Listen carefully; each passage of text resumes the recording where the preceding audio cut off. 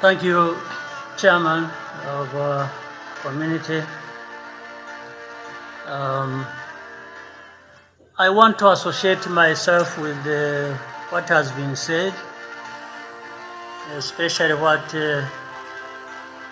our sister President Samia Suluhu has just mentioned. ndagira ngo wumve aya ni amagambo yavuzwe na His Excellency Paul Kagame ubwo bari mu nama yari yahuje aba perezida b'ibihugu biri muri EAC. Ahangaha bari kwiga ku kibazo kiriya kibazo kiri muri Congo, icyo bari bagiye kwigaho ngo barebe ukuntu bagikemura. Ndagira ngo wumve iri jambo Perezida His Excellency Paul Kagame yavugiyemo. Ahangaha yatangiye ashimira umuyobozi wa EAC cyangwa se mbega yatangiye agira ati ndashimira umuyobozi w'umuryango wacu ati kandi ndashaka kugira ngo nisanishe n'ibyavuzwe cyane cyane ibyavuzwe na mushiki wacu Samia Suluhu perezida w'igihugu cya Tanzania. Ndashaka kugira ngo nisanishe n'ibyavuzwe cyane cyane ibyavuzwe na Samia Suluhu. Ndagira ngo wumve, tega amatwi.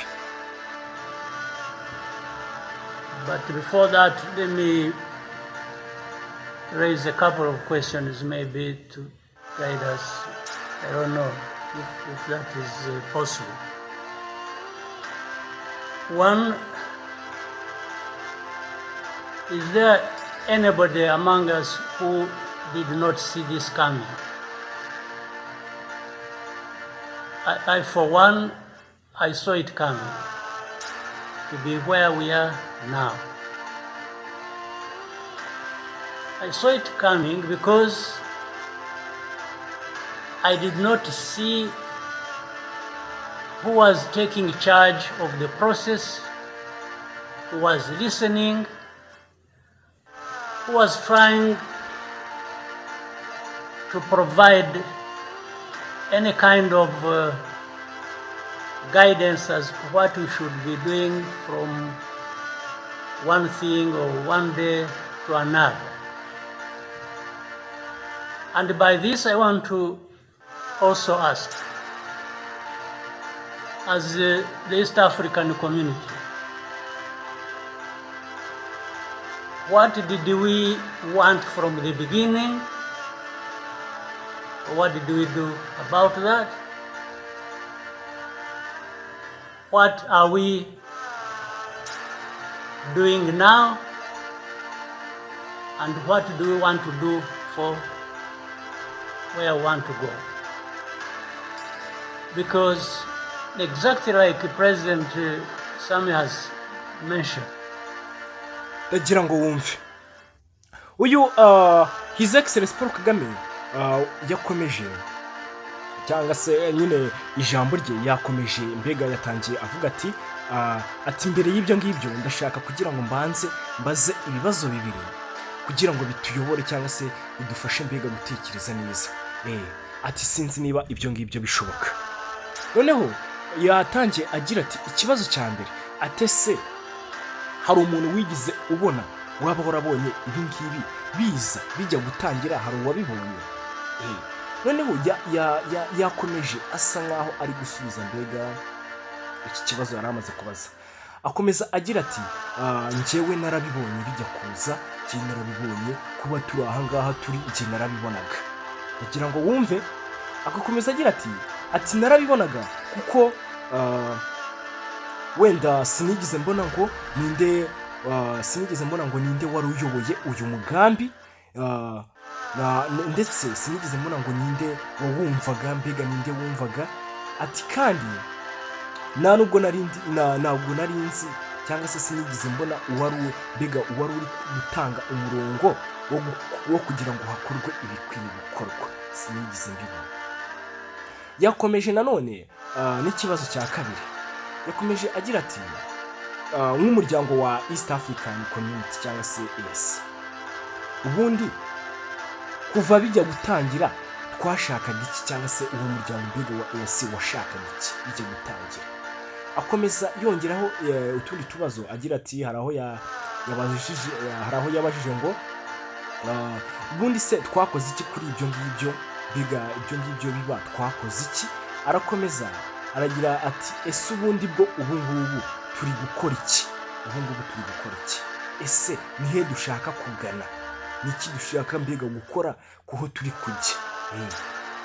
Niki dushaka gukora?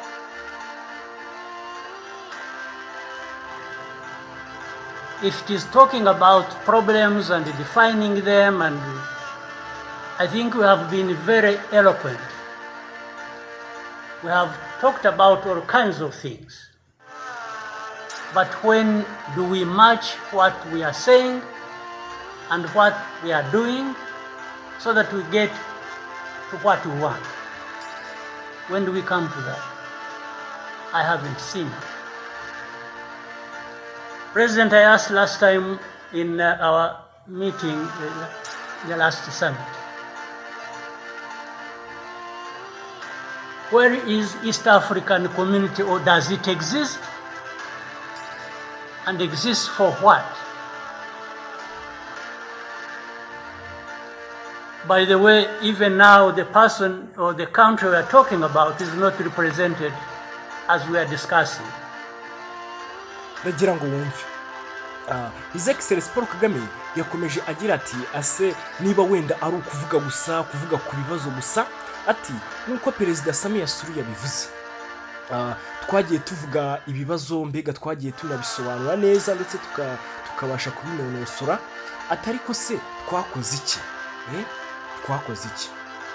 Ati wenda twakoze byinshi ariko nitwigeze twumvira uwo ari we wese, nta muntu twigeze dutega amatwi.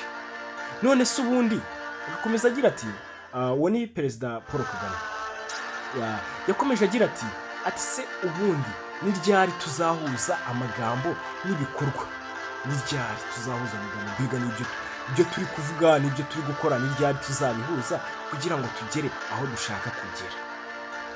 Yakomeje agira ati wenda nko mu nama duherutse kugira cyangwa se mu nama mbega iherutse, narabajije ni ese uyu muryango wa EAC urahari, ubaho?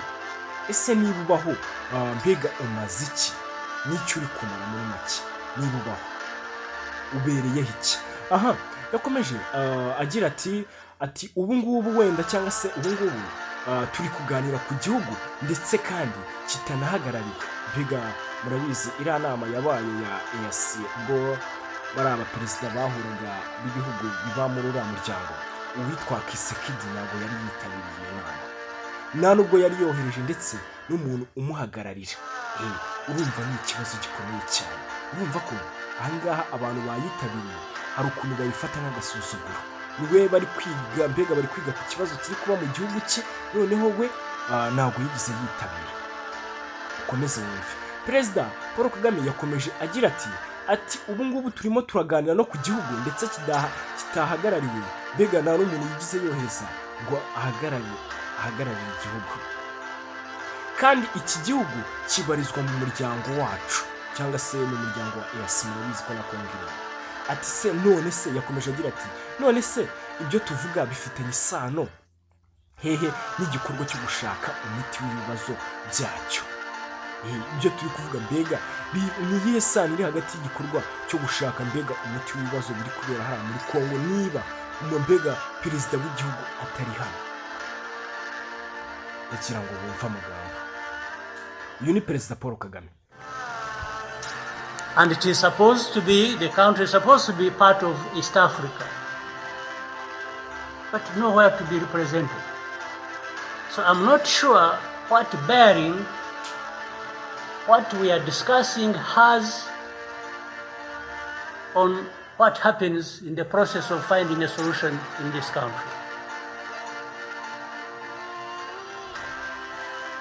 I'll move on.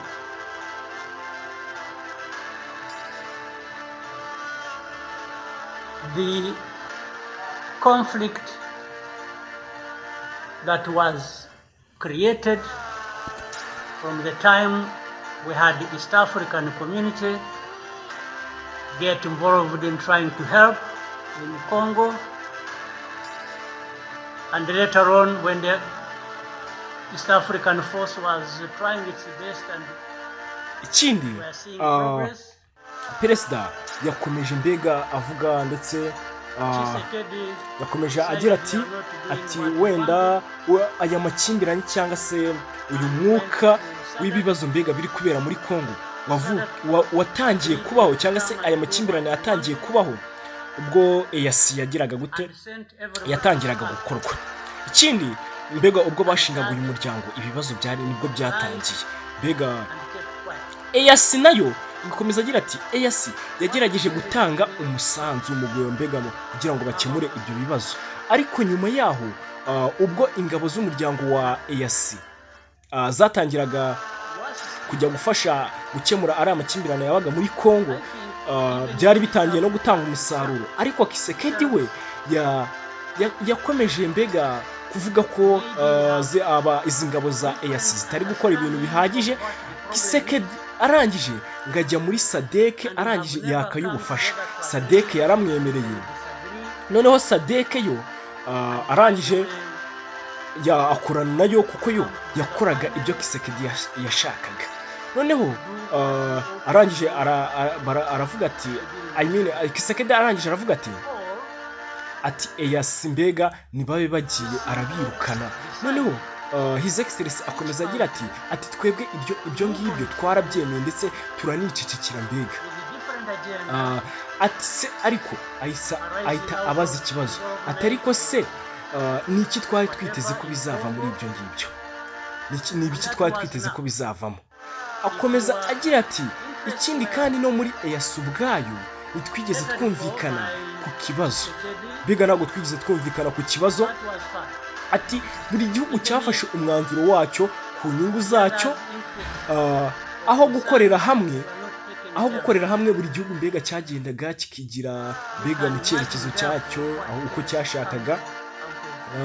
Ikindi kandi agakomeza agira ati niba inyungu zawe zarashimwe na Kisekedi byari bihagije, ubwo mbega kuba Kisekedi yaravugaga ati ibyo uri gukora nibyo byabaga bihagije.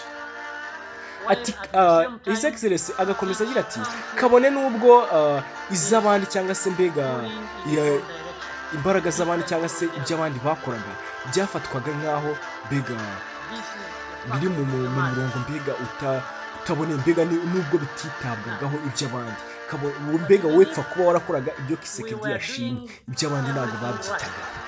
His Excellency yakomeje agira ati cyangwa se abaza ngo ese none se ubwo ngubwo twari dutegereje ko ibyo bizavamo amahoro? Urumva ikibazo? Yakomeje agira ati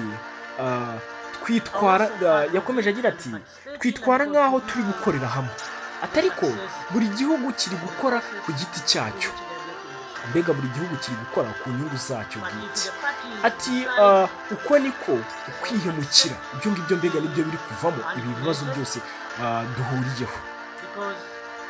Ariko nubwo twakora ibintu byose mbega uko bikwiye, nubwo twabikora uko bikwiye, nta cyavamo igihe abafite ikibazo nyirizina batari kuza mu biganiro, mbega batari mu biganiro turi gukora, kandi batitabiriye n'inzira yo gushakira umuti kiriya kibazo. Yakomeje agira ati muri Kongo hari abahanga mbega mu gukora ibintu cyangwa se mu gutekinika ibintu, babeshya uruhande rumwe baba bari kubeshya, ariko bakizeza ko cyangwa se bakizeza ibintu bitagira n'ishingiro.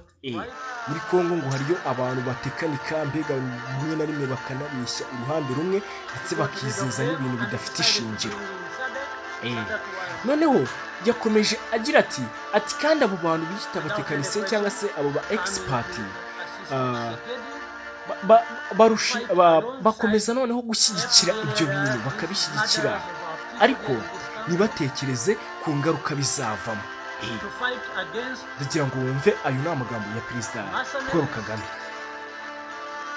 Wenda iri jambo nyine niryo yari ari kuvuga mu nama ya EAC cyangwa se muri iriya nama mbega yari yahuje bari aba perezida. Kugira ngo ibintu rero bigende neza, wowe banza ukande subscribe hasi aho ngaho, iri jambo kuko ni rirerire cyane, wenda ubutaha twaza kubikomeza mu kindi kiganiro kigiye gukurikira iki ngiki. Mbibutsa ko ari kuri Miramba TV. Wowe kanda subscribe, hasigaye twibanire mu biganiro biri kugenda bikurikiraho. Ciao ciao.